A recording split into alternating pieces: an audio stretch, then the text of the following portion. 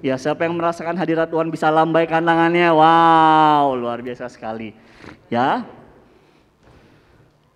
Ya, semua diberkati pagi hari ini, amin. Ya, begitupun saya sangat diberkati, saya sangat antusias untuk menyampaikan apa yang menjadi pesan Tuhan buat kita semua di pagi siang hari ini. Ya, seperti yang kita ketahui, tema bulan Mei adalah sangat luar biasa sekali, saya pun sangat diberkati, yaitu enlarge your capacity atau perlebar kapasitas kita. Saya percaya dan saya berdoa sepanjang pemberitaan firman Tuhan siang hari ini, kita juga akhirnya mau supaya kapasitas kita diperlebar. Yang mau katakan amin. Oleh karena itu sepanjang pemberitaan firman Tuhan, saya rindu setiap kita yang pertama memiliki hati haus dan lapar. Ya, karena saya percaya kalau kita memiliki hati haus yang lapar, kita akan dipuaskan, kita pulang akan menjadi orang yang berbeda. Yang percaya katakan amin. Yang kedua, next slide. Yang kedua bisa terus memperhatikan dan mencatat juga, karena saya akan berusaha membagikan firman secara berurutan. Jadi saya rindu setiap kita bisa sama-sama memperhatikan dan mencatat. Silakan catat di handphone. Ya, sebisa mungkin jangan sambil buka WhatsApp, buka Instagram, apalagi belanja online. Ya, siapa tahu ada promo hanya hari ini. Nah, jangan dulu. Jadi supaya kita sama-sama bisa mengikuti. Yang ketiga, saya rindu jemaat GMS Magelang juga hari ini berikan respon. Jadi ketika ada rema, ada sesuatu yang, oh aku juga mau kerjakan itu, katakan amin, katakan yes, katakan puji Tuhan. Nah, yang mau katakan amin. Oke, next. Ya, setiap manusia pasti mengalami pertumbuhan. Ya, pertumbuhan dan perkembangan. Pertumbuhan secara fisik pastinya ya, misalnya seperti kita. Ya, kita nggak ada yang dari lahir langsung seperti ini. Ya, pastinya mengalami pertumbuhan fisik. Ya, jadi proses pertumbuhan manusia secara fisik akan terhenti pada saat telah dewasa. Namun proses perkembangan manusia akan terus berlanjut sepanjang kehidupan manusia tersebut. Ya.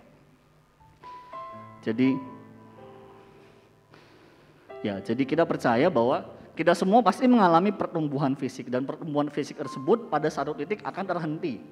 Ya, tapi berbeda dengan perkembangan kita. Jadi sekalipun pertumbuhan fisik kita bisa berhenti, tapi perkembangan kita secara pemikiran dan yang lainnya harus terus berkembang. Yang setuju katakan amin. Next slide. Ya, perkembangan manusia seperti mengalami perubahan pola pikir, emosional, intelektual, dan yang lainnya hingga tua. Jadi sekalipun fisik kita berhenti, tapi berbeda dengan cara kita berpikir harus terus berkembang. Cara kita ngambil keputusan juga harus terus berkembang. Cara kita membangun hubungan sama orang lain juga harus terus berkembang. Ya, jadi ya supaya, karena kita tahu bahwa itu harus terus berkembang. Jadi nggak boleh berhenti. Jangan fisik kita berhenti, tapi perkembangan kita berhenti juga enggak. Tapi manusia harus terus berkembang sepanjang dia hidup. Next slide. Oleh karena itu segenap keberadaan kita dan semua aspek di dalam harus berkembang. Yang setuju katakan amin. Artinya misalnya kita sebagai seorang pribadi pun harus berkembang. Kita pun sebagai orang tua harus berkembang. Ya, cara kita mendidik anak ketika anak kita SD, SMP, SMA pun harus berkembang. Pasti cara kita mendidik pun harus berbeda. Begitupun kita sebagai seorang pekerja harus berkembang. Kita sebagai seorang karyawan pun harus berkembang. Bahkan kita sebagai misalnya kita punya usaha pun, usaha yang kita rindukan pun harus berkembang. Dan kita sebagai pelayan Tuhan pun harus berkembang. Artinya jangan sebagai pelayan Tuhan apapun itu ya, departemen apapun itu. Wah, dari tahun ke tahun begitu aja, enggak. Pasti seharusnya kita terus berkembang. Yang mau terus berkembang katakan amin. Oleh karena itu mari kita sadari bahwa oh iya ya, sekalipun satu titik fisikku, pertumbuhan fisik atau apapun bisa berhenti, tapi perkembanganku, saya pribadi secara emosional dan yang lainnya harus berkembang. Ya, tetapi kenapa pada faktanya tidak semua orang bisa mengalami perkembangan? Ada yang justru mandek, malah ada yang turun-turun. Nah, salah satu penyebab yang rindu saya bagikan hari ini adalah terjebak di zona nyaman. Ya, atau bahasa sekarangnya mager, malas gerak ya. Oleh karena itu, judul atau subtema khotbah saya pada pagi siang hari ini adalah From Comfort Zone to Growth Zone. Ya, dari zona nyaman menuju zona bertumbuh. Ya, dari zona yang gitu-gitu aja, tapi ke dalam zona yang kita mengalami pertumbuhan. Yang mau katakan amin? Oke, next slide. Ya, ini adalah 4 bagian utama tema khotbah saya pada pagi siang hari ini, yaitu pendahuluan. Saya akan share sedikit mengenai zona nyaman. Yang kedua, apa sih sebenarnya isi hati Tuhan buat kita semua. Yang ketiga, aplikasi, yaitu bagian kita yang harus kita kerjakan. Dan yang terakhir, kesimpulan. Yang antusias katakan amin. Oke, next slide. Ya, dari penelitian dikatakan manusia pada umumnya lebih cenderung suka tinggal di mana dia biasa tinggal dan melakukan apa yang biasa dilakukan. Dan biasanya manusia cenderung menolak perubahan. Ya, saya pun kadang seperti ini karena kebetulan saya juga masih manusia. Ya, jadi manusia cenderung suka di mana dia tinggal atau melakukan apa yang biasa dilakukan dan menolak perubahan. Jadi kalau kita seperti itu wajar karena memang penelitian membuktikan manusia pada umumnya kayak gitu.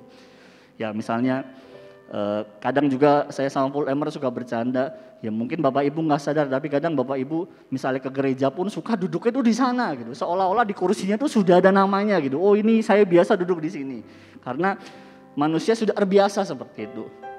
Oke, next slide.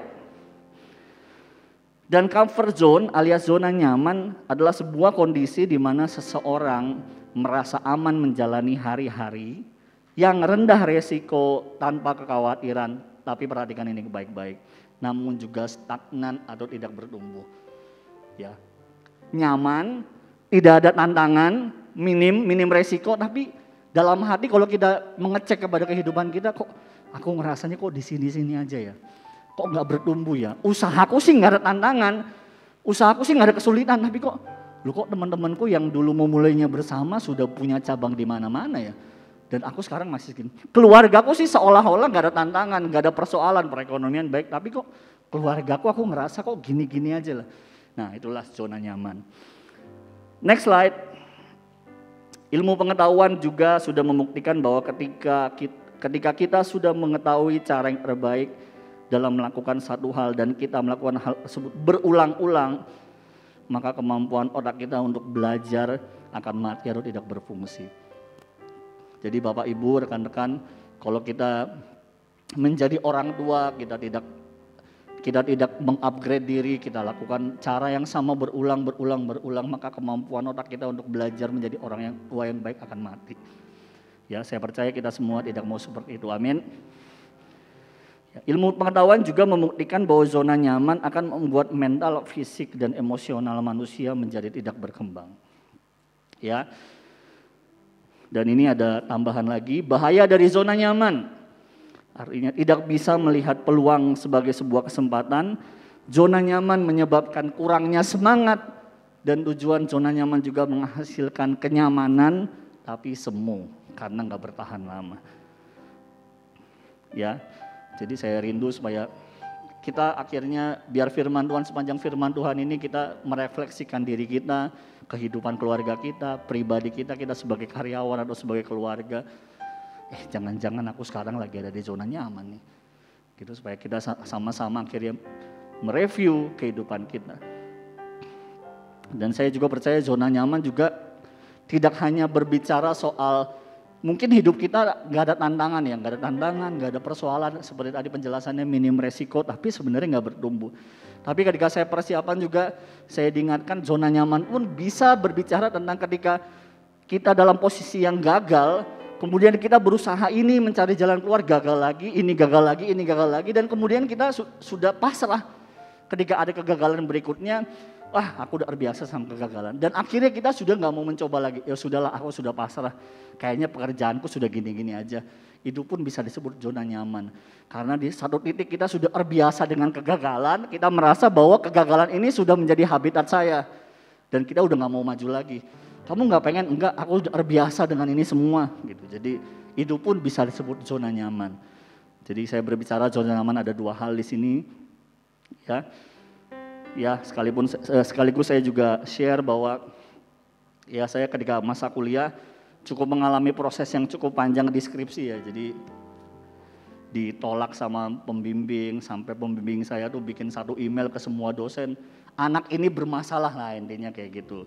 Ya sekalipun ya saya juga memang bermasalah sih, cuma kan waktu itu cukup kecil juga hatinya. Jadi saya coba topik ini gagal, saya sampai cerita sama Mona. Seolah-olah tuh saya cerita sama Mona, saya bilang saya ini di wisuda cuma dalam mimpi. Karena kegagalan tuh datang bertubi-tubi sehingga mental saya sama kegagalan berikutnya nggak kaget. Jadi misalnya suatu saat saya maju ketemu dosen ditolak, saya nggak kaget. Karena saya sudah terbiasa dengan kegagalan. Dan sampai satu titik, wah kayaknya misalnya, wah ngelakuin ini malas, kayaknya udah nggak ada harapan lagi. Nah saya akan cerita gimana nanti saya akhirnya bisa menang dari itu nanti di bagian selanjutnya. Dan itulah zona nyaman. Ya, saya rindu kita semua bisa mereview diri kita, apakah kita ada di zona tersebut atau enggak, apakah keluarga kita ada di zona tersebut atau enggak. Nah, bagian kedua yang ingin saya sampaikan adalah ketika kita ada di zona tersebut, nah sebenarnya apa sih yang Tuhan mau buat hidup kita? Nah, baca bersama, saya rindu kita semua membuka 1 Korintus 14 ayat 20.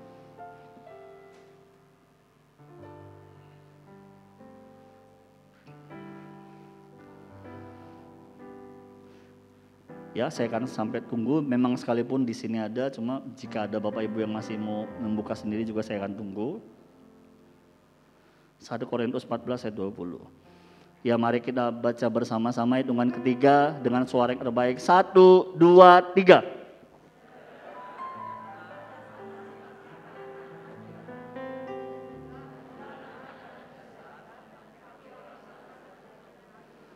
Ayat selanjutnya kita mau buka di Yesaya 54 ayat 3.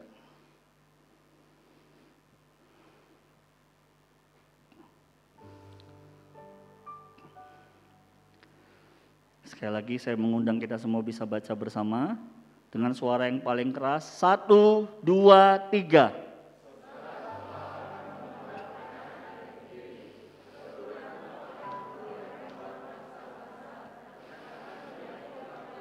Yang percaya katakan amin.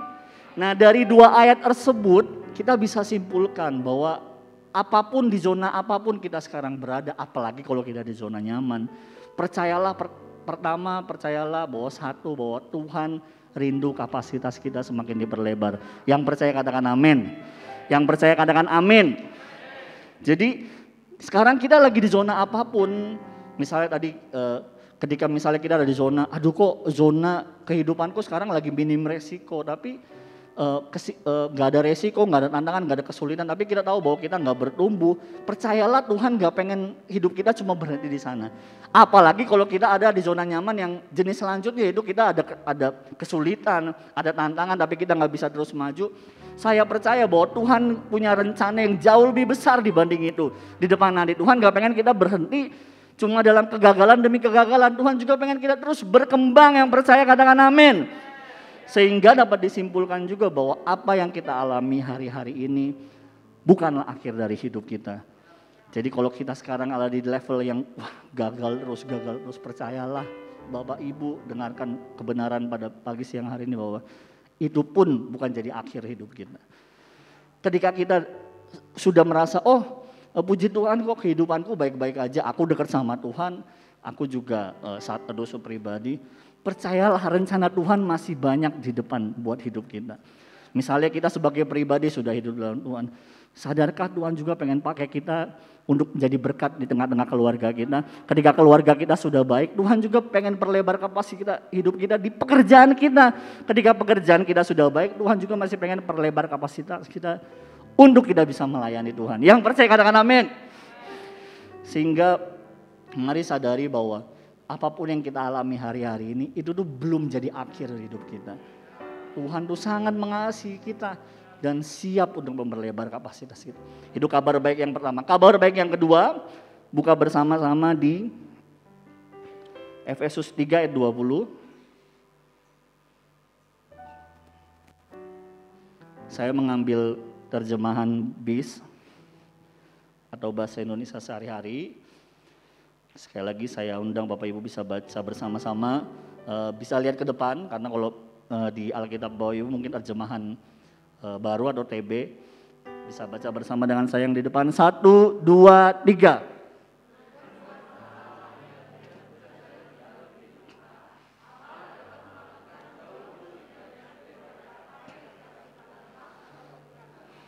Yang percaya katakan amin. Kabar baik yang kedua, ternyata Tuhan tidak sekedar rindu hidup kita diperlebar kapasitasnya. Bahkan Tuhan juga sanggup untuk memperlebar kapasitas kita. Yang percaya katakan amin. Jadi percayalah apapun keadaan kita, apalagi kalau kita di tengah-tengah musim yang gak enak.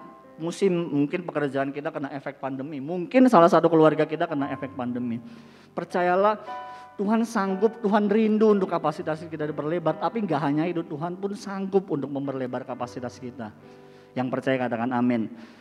Sehingga saya rindu supaya kita semua pagi hari ini menyadari bahwa iya ya, apapun zona hidupku sekarang, Tuhan punya rencana yang jauh lebih besar. Dan yang kedua, Tuhan sanggup untuk membuat hidup kita lebih lagi. Yang percaya katakan amin. Saya mengajak setiap jemaat untuk kita tutup mata sebentar. Kita mau berdoa sebelum kita melangkah ke bagian selanjutnya. Tuhan, kami mengucap syukur. Kami pagi hari ini disegarkan, kami semakin mengerti bahwa apapun yang kami alami hari ini, Tuhan, itu bukanlah akhir dari hidup kami. Dan ternyata selain Tuhan rindu, Tuhan pun sanggup, bisa, terlebih bisa untuk memperlebar kapasitas kami. Jemaat sudah mendengarkan firman, dan izinkan saya dan beberapa leader untuk berdoa. Bagi yang pertama, kalau Bapak Ibu jemaat, rekan-rekan, mungkin sekarang lagi ada di zona nyaman. Yang pertama yaitu, oh keadaanku baik-baik aja, gak ada tantangan, gak ada tekanan, keluargaku baik-baik aja, pekerjaanku baik-baik. Tapi jauh di lubuk hati kita merasa, kok kayaknya hidupku segini-segini aja ya. Ataupun yang kedua, Bapak Ibu rekan-rekan sekarang ada di zona gagal dan gagal terus. Dan tidak punya sedikit pun kekuatan untuk mau berubah. Jika Bapak Ibu rekan-rekan ada di dalam keadaan tersebut dan rindu untuk kami doakan sebentar dengan tidak keberatan, maukah Bapak Ibu mengangkat tangan untuk kami bisa berdoa? Haleluya. Saya masih tunggu, ada lagi.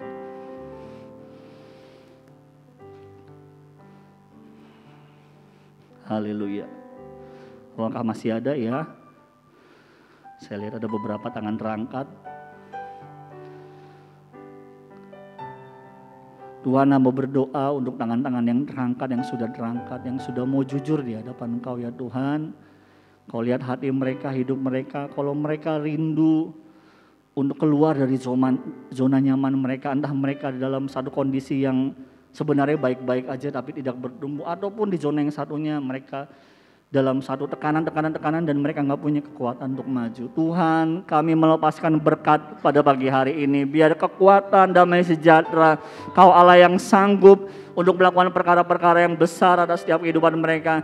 Kami mendukung mereka Tuhan, biar sungguh hikmat, kekuatan daripada Allah tercurah atas mereka berlimpah-limpah Tuhan. Mereka pulang bukan orang yang jadi orang tertunduk, tapi jadi orang yang yakin karena kekuatan-Mu menyertai mereka. Karena mereka semakin percaya bahwa Allah tidak pernah meninggalkan mereka Tuhan. Mereka pulang jadi orang-orang baru yang berkemenangan di dalam Engkau Tuhan. Meneraikan doa kami. Terima kasih Tuhan. Lanjutkan kasih setia-Mu dalam hidup kami di dalam nama Yesus. Kami sudah berdoa. Haleluya. Amin. Ya Bapak Ibu, kita sudah melewati 2 bagian, masih ada sisa 2 bagian lagi. Yang masih antusias katakan amin. Jadi setelah kita mempelajari apa sih zona nyaman, kita juga mengerti isi hati Tuhan, rencana Tuhan buat hidup kita. Nah pastinya untuk memperlebar kapasitas ada bagian yang harus kita kerjakan sebagai seorang pribadi. Ya, ada 5 hal yang rindu saya bagikan, saya rindu setiap kita bisa memperhatikan. Yang pertama, mari buka di Yohanes 15 ayat 4.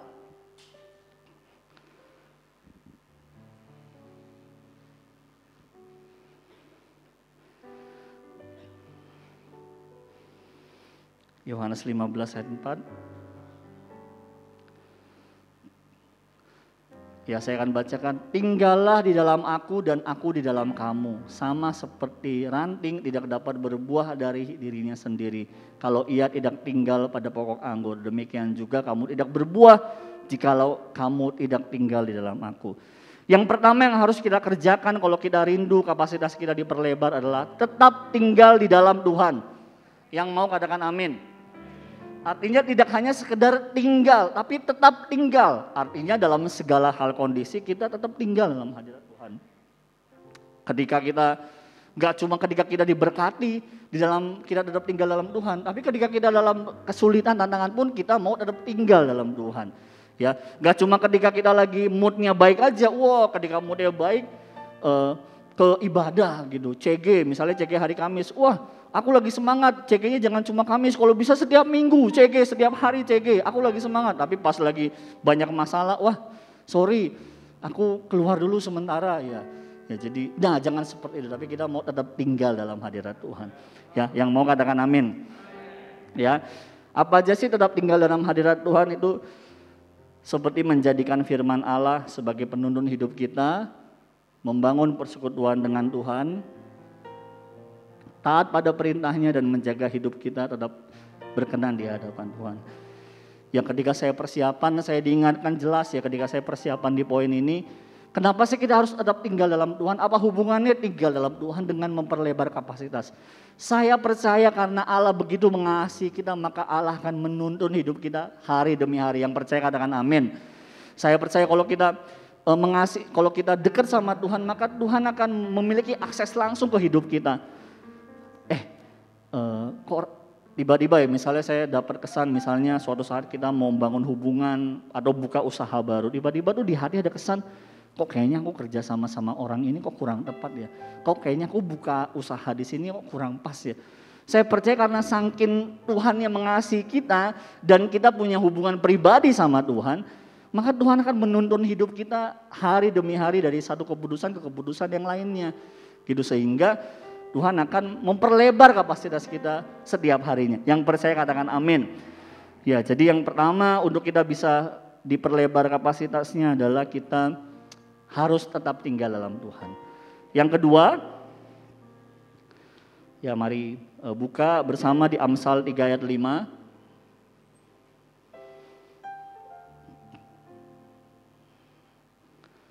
Orang bisa minta tolong bacakan?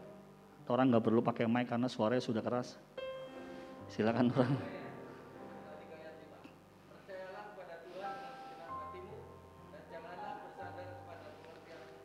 Amin. Ya, jadi yang kedua setelah kita tetap tinggal dalam hadirat Tuhan atau dalam Tuhan, yang kedua kita harus percaya 100% sama Tuhan. Ya, percaya 100% sama Tuhan itu juga memiliki arti bahwa kita mau mengizinkan Tuhan campur tangan atau bahkan intervensi dalam hidup kita. Ya, yang mau katakan amin. Ya, saya masih ingat ketika satu siang saya sama Mona waktu itu masih jadi full timer di GMS Semarang, yang nggak ada hujan, nggak ada petir, tiba-tiba Pastor Bernard manggil kami berdua, jadi panggil ke kantornya dan dibilang penjelasan panjang lebar dan dibilang Sandro sama Mona sepertinya harus Kobe akan utus ke Magelang. Wah, kan kaget ya, kok gak ada perencanaan apa-apa tiba-tiba gitu. Wah, saya dalam hati berpikir, saya sih gak ada masalah, cuma takutnya Mona ada pertimbangan ini dan itu. Saya lagi mikir gitu dalam hati, kan saya setuju ya sebenarnya dalam hati, cuma tiba-tiba Mona langsung bilang, oke Kobe kami siap. Waduh, jadi Mona gak ada janjian dulu, pokoknya dia bilang, oke Kobe kami siap. Ya, akhirnya itu jadi peneguhan buat kami, ya sudah kalau istri saya sudah meneguhkan ya sudah, jadi kami siap dulu ya. Mikirnya baru belakangan, rumahnya diapain, terus nanti pindahnya gimana, boncingnya gimana, ya kami punya peliharaan namanya boncing, gimana bawanya gini-gini. Tapi ya intinya singkat ceritanya kami mengizinkan Tuhan intervensi dalam hidup kami.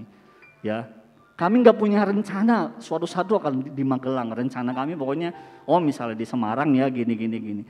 Tapi tiba-tiba Tuhan nggak ada apa-apa gitu, ke Magelang ya, gitu. Dan kami mengizinkan dan puji Tuhan. Apakah kami diperlebar kapasitasnya ketika kami di Magelang? Sangat diperlebar. Ya, kami mau cerita kemarin kami habis CG08 salah satunya karena masih CG online, salah satunya adalah berasal dari Muntilan. Ya, terus ada CG10 lagi kemarin salah satu jemaatnya dari Tempuran. Gitu. Jadi kami mengucap syukur karena dipercayakan orang-orang dari kota-kota yang kami nggak pernah bayangkan kami akan terkonek dengan mereka. Gitu. Jadi begitulah Bagaimana ketika kita mengizinkan Tuhan intervensi dalam hidup kita, maka Tuhan akan sanggup memperlebar kapasitas kita. Yang percaya katakan amin. Oke, next. Sehingga seringkali yang terjadi dalam hidup kita tidak sesuai dengan apa yang kita harapkan atau rencanakan, tapi tetap lakukan yang terbaik dan tetap percaya karena rencana Tuhan pastilah yang terbaik. Oke, yang ketiga, ada 5 hal. Yang ketiga, Yoel 3 ayat 10, ya, minta tolong orang lagi yang bacakan. Itu tempalah.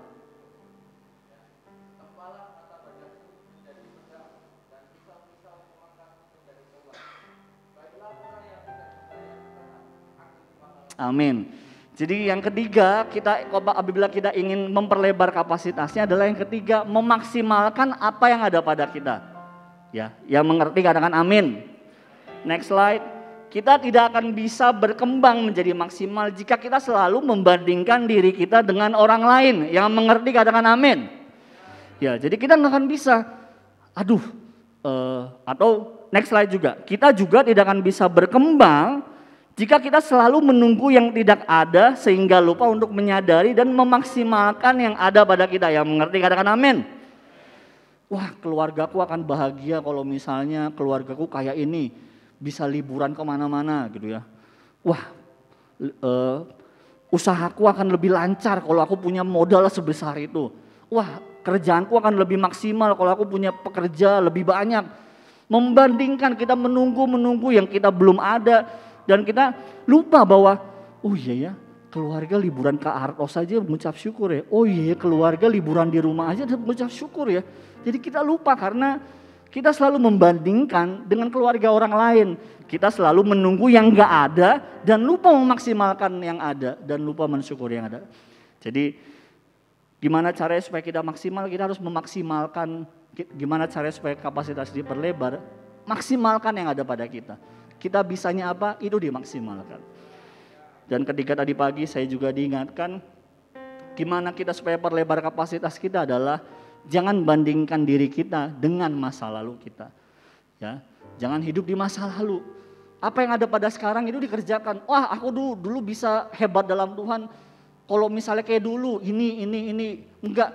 Tapi apa yang kondisi kita sekarang itu yang kita maksimalkan. Karena itu semua kepercayaan dari Tuhan. Yang mengerti katakan amin. Ya. Next. Yang keempat, gimana supaya kita kapasitasnya diperlebar? Bagian kita adalah kita harus tekun dan tahan uji.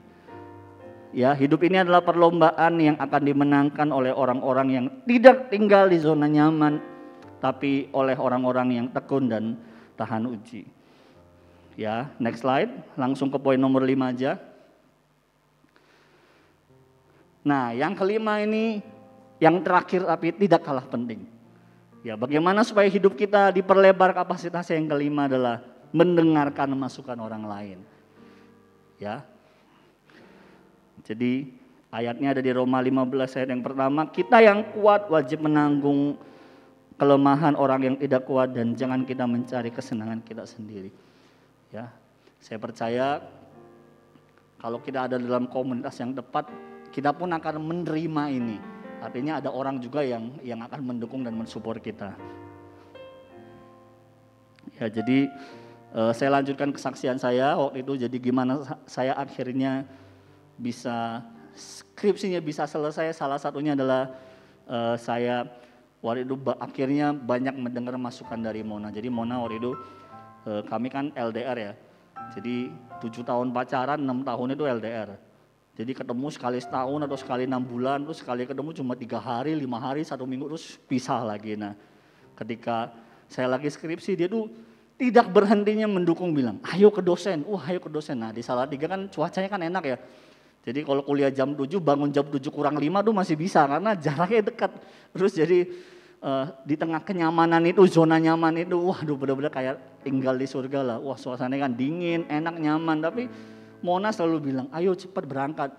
Karena saya beralasan, dosennya pasti pergi, atau dosennya mungkin gak mau ditemui, atau mungkin ini. Tapi dia terus bilang, enggak datang aja. Akhirnya singkat cerita selesai. Jadi Gimana kira kita bisa keluar dari zona nyaman menuju kok zona di mana kita bertumbuh? Bapak Ibu rekan-rekan, kita harus belajar mendengarkan masukan dari orang lain. Ya, masukan dari orang lain, entah itu pemimpin, keluarga rohani kita. Jadi jangan keraskan hati kita gitu. Karena seringkali ketika kita di zona nyaman, kita nggak bisa melihat jauh. Yang kita lihat cuma kotak kecil zona kita. Tapi ada orang lain tuh dia bisa melihat, kamu dulu karena kamu malas. Nah biasanya kan kita tersinggung. Tapi belajar dengar dulu, belajar dengar dulu. Saya percaya kalau kita belajar mendengar masukan, kapasitas kita bisa diperlebar. Yang percaya katakan amin. Yang memiliki sifat suka mendengarkan masukan itu baik dalam proses hidup kita. Ya, kita membutuhkan bantuan dan masukan dari orang lain karena ada banyak hal baik yang bisa kita terima ketika kita mau bertanya dan meminta masukan dari orang lain. Next slide. Next lagi. Ya, mendengarkan masukan. Jadi jangan anti dengan kritikan yang membangun. Atur waktu untuk bisa cerita atau share dengan pemimpin rohani, orang yang memiliki kapasitas yang lebih dari kita, keluarga atau komunitas rohani. Ya, Bapak Ibu, jadi ketika kita ngerasa ada yang kurang ya, nah butuh teman cerita, jangan ragu untuk atur waktu dengan pemimpin rohani atau dengan orang-orang yang kompeten di dalamnya. Jadi jangan, kok kamu gini, wah aku gak pernah diajak ketemuan. Nah minimal kita lah yang mulai dulu, ajak waktu, atur waktu, ingin cerita dan lain hal. Ya, saya sampai di bagian yang terakhir, aplikasinya apa dari pembagian firman Tuhan pagi siang hari ini adalah, mari kita sama-sama susun daftar hal apa saja yang sedang kita mau bangun dan kembangkan dalam hidup kita, kemudian doakan dan tekuni. Yang selanjutnya aplikasi yang bisa kita kerjakan adalah ketika kita merasa mengalami stagnasi dalam rohani atau yang lainnya, jangan ragu untuk share dengan orang-orang terdekat yang dapat dipercaya supaya kita bisa mendengarkan masukan yang baik. Yang kesimpulannya adalah Yesus mengasihi kita sehingga Dia rindu hidup kita semakin berkembang atau kapasitasnya diperlebar setiap hari. Tapi kita juga jangan melupakan bagian kita yang harus kita kerjakan. Ya, semoga firman Tuhan pagi siang hari ini menjadi berkat, mengingatkan kita akan hal-hal lainnya dan jadi satu perenungan untuk kita lebih sepanjang bulan ini dan bulan-bulan selanjutnya kapasitas kita semakin diperlebar.